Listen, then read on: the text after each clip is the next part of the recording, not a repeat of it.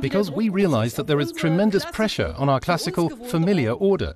The question now is whether we fall apart like the pieces of a puzzle and believe that each of us can best solve the problem on their own. And as a German Chancellor, I can only say, in that case, our chances are slim. French President Emmanuel Macron made it clear at last year's security conference, in a world where the Americans are on the retreat, he's counting on a strong Europe. We need freedom to act and independence in Europe, our own strategy. But already in 2019, Joe Biden gave a promise to the United States allies for the time after Donald Trump. We will be back.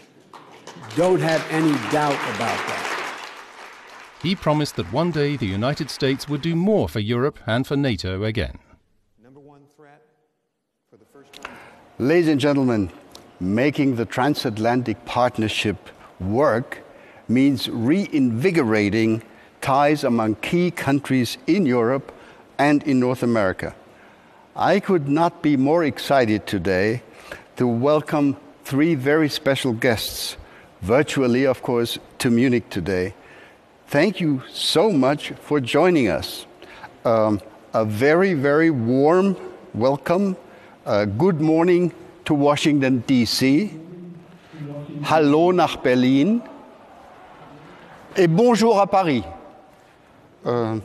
Mr. President, Monsieur le Président, Frau Bundeskanzlerin, we are so excited to have you here together and have you talk about a new transatlantic agenda. And I'm sure you are aware that Boris Johnson will join this program a little later. He was still busy with wrapping up the G7 meeting in which you all participated earlier. So now, as our first speaker in this program, it is my privilege to welcome the 46th President of the United States. President Joe Biden has truly been a loyal and long-term friend of the Munich Security Conference. In 2019, Mr. President, you said in this very place, in this very hall, we will be back. Mr. President, thank you for keeping that promise. We welcome you back to the stage, and you have the floor. Thank you so much. Great to be with Angela and Emmanuel. We just spent a part of, from Washington perspective, morning together. But I want to say hello to everyone and thanks you at the Munich conference for hosting this special session. For decades, as you pointed out, I participated in the Munich Security Conference as a U.S. Senator, joining my colleagues on both sides of the aisle to affirm the importance of the transatlantic partnership. 3 times as Vice President of the United States, including delivering the first international foreign policy address of the Obama-Biden administration in the first months we were in office. And 2 years ago, as you pointed out, when I last spoke in Munich, I was a private citizen. I was a professor, not an elected official. But I said at that time, we will be back. And I'm a man of my word. America is back. I speak to you today as President of the United States at the very start of my administration, and I'm sending a clear message to the world. America is back. The transatlantic alliance is back. And we are not looking backward. We are looking forward together. It comes down to this. The transatlantic alliance is a strong foundation, the strong foundation on which our collective security and our shared prosperity are built. The partnership between Europe and the United States, in my view, is and must remain the cornerstone of all that we hope to accomplish in the 21st century, just as we did in the 20th century. The challenges we face today are different. We're at an inflection point. When I spoke to you as a senator and even as vice president, the global dynamics have shifted. New crises demand our attention. We cannot focus only on the competition among countries that threaten to divide the world or only on global challenges that threaten to sink us all together if we fail to cooperate. We must do both, working in lockstep with our allies and partners. So let me erase any lingering doubt The United States will work closely with our European Union partners and the capitals across the continent, from Rome to Riga, to meet the range of shared challenges we face. We continue to support the goal of a Europe whole and free and at peace. The United States is fully committed to our NATO alliance, and I welcome Europe's growing investment in the military capabilities that enable our shared defense. You know, to me and to the United States and to us, we'll keep faith with Article 5. It's a guarantee. An attack on one is an attack on all. That is our unshakable vow. And the only time Article 5 has been invoked was after the United States was attacked on 9/11. You, our allies, joined us to fight al-Qaeda, and the United States committed to consulting closely with our NATO allies and partners on the way forward in Afghanistan.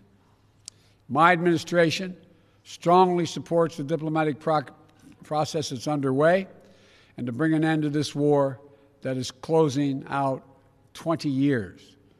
We remain committed to ensuring that Afghanistan never again provides a base for terrorist attacks against the United States and our partners and our interests. Our European partners have also stood with us to counter ISIS. Just this week, NATO defense ministers endorsed significant expanded training and advisory mission in Iraq, which will be vital to the ongoing fight against ISIS. We cannot allow ISIS to reopen and regroup and threaten people in the Middle East and Europe and the United States and elsewhere. And while the United States is undergoing a thorough review of our own force posture around the world, I've ordered the halting and withdrawal of American troops from Germany. I'm also lifting the cap imposed by the previous administration on the number of U.S. forces able to be based in Germany. I know the past few years have strained and tested our transatlantic relationship, but the United States is determined to re-engage with Europe, to consult with you, to earn back our position of trusted leadership. Earlier today, as was referenced, I participated in the first meeting of the G7 leaders, where I spoke about the dire need to coordinate multilateral action to address COVID-19, the global economic crisis, and the accelerating climate crisis, and so much else.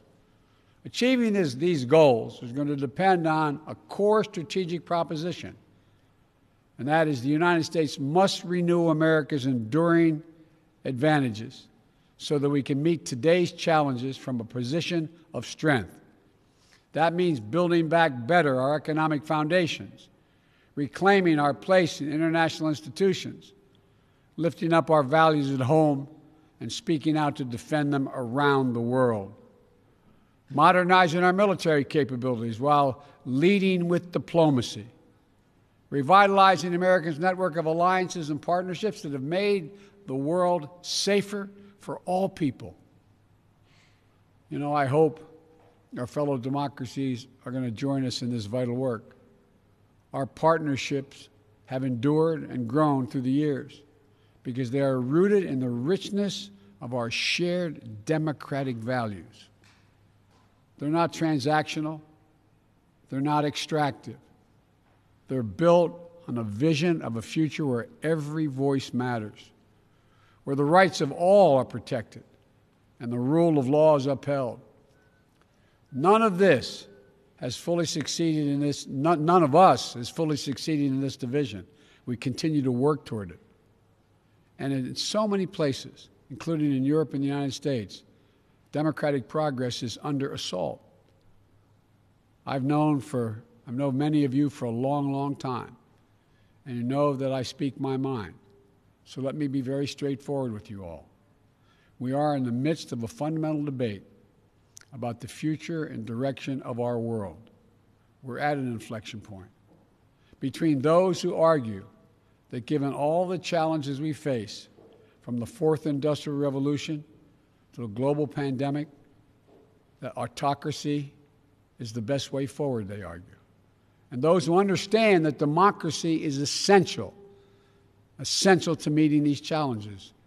Historians are going to examine and write about this moment as an inflection point, as I said. And I believe that every ounce of my being that democracy will and must prevail. We must demonstrate that democracy can still deliver for our people in this changed world.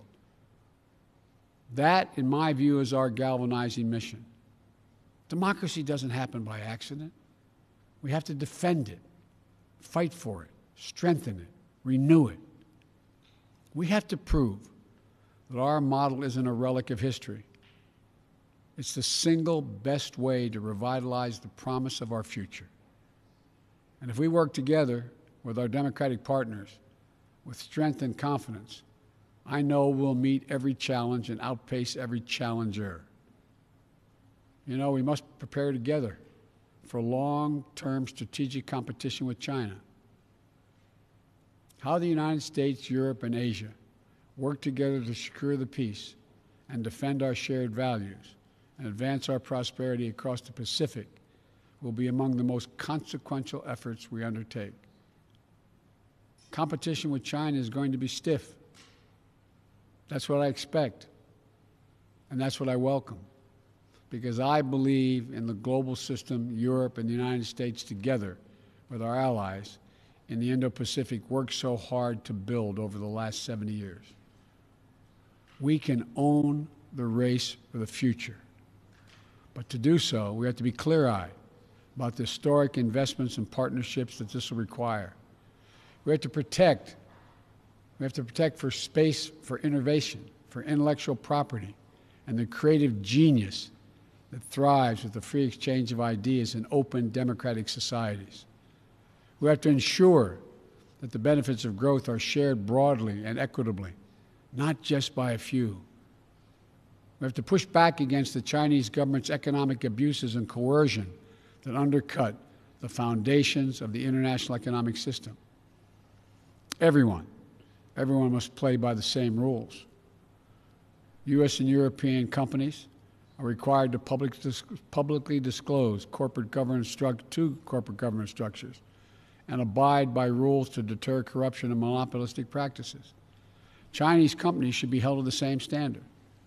We must shape the rules that will govern the advance of technology and the norms of behavior in cyberspace, artificial intelligence, biotechnology, so that they are used to lift people up, not used to pin them down.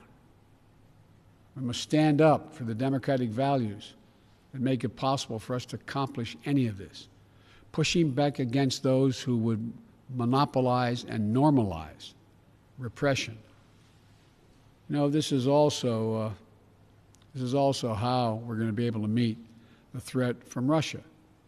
The Kremlin attacks our democracies and weaponizes corruption to try to undermine our system of governance.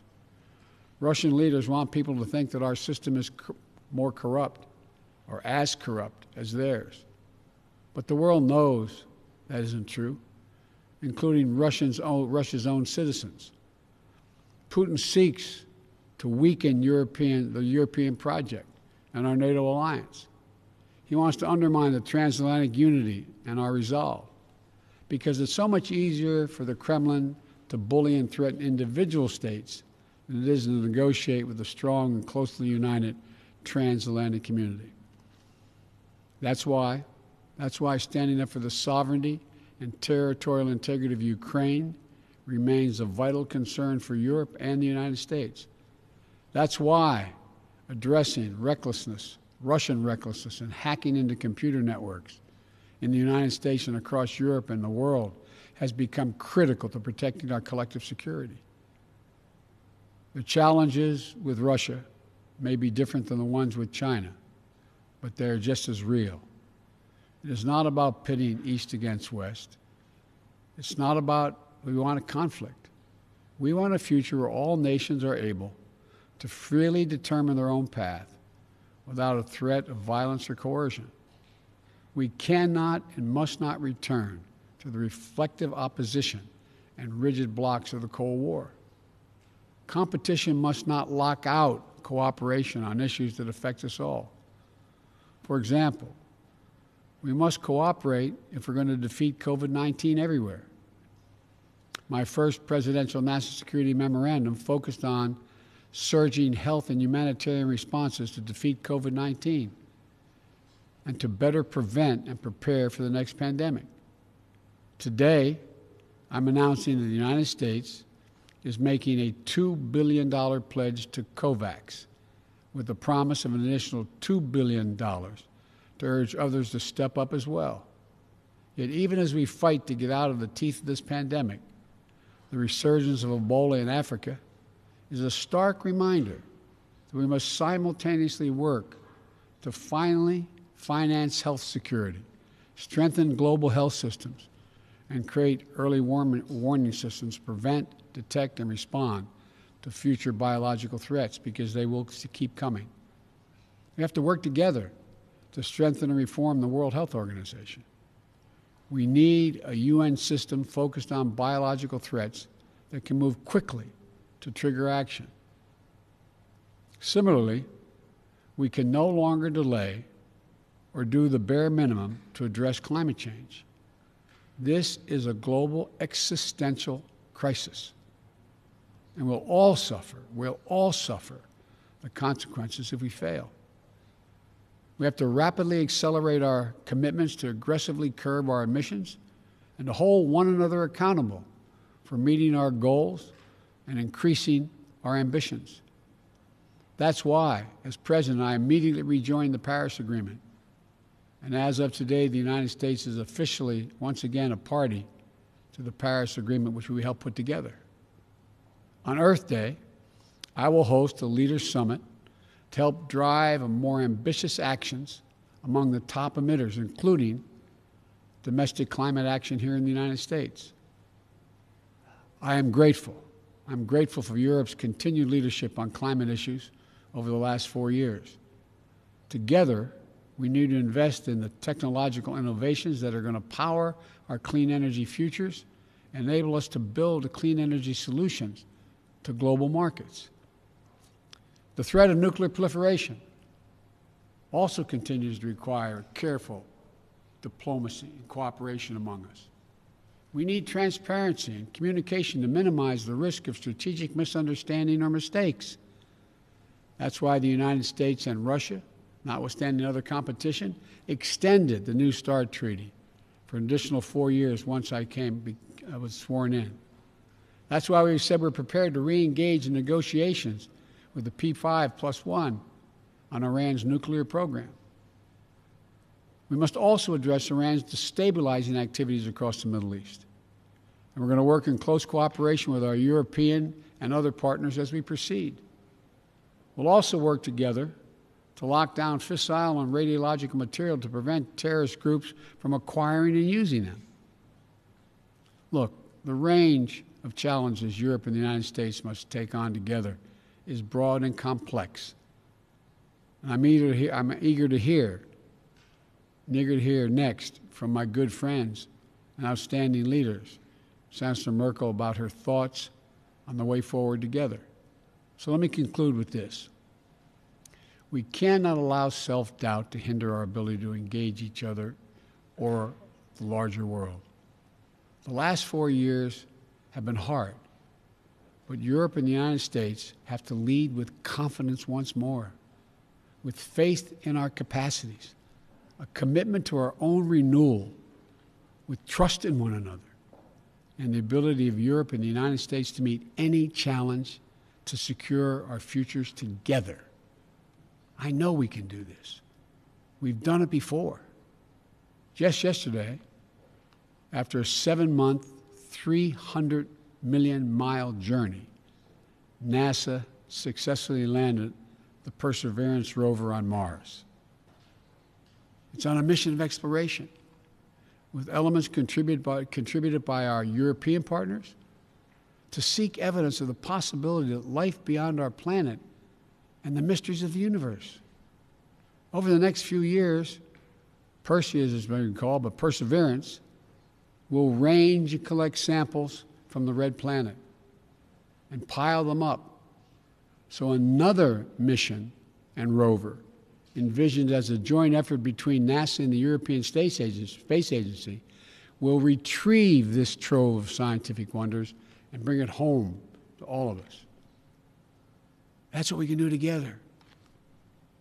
If our unbound capacities to carry us to Mars and back don't tell us anything else, they tell us we can meet any challenge we can face on Earth.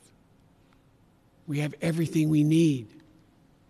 And I want you to know the United States we'll do our part. We'll stand with you. We'll fight for our shared values.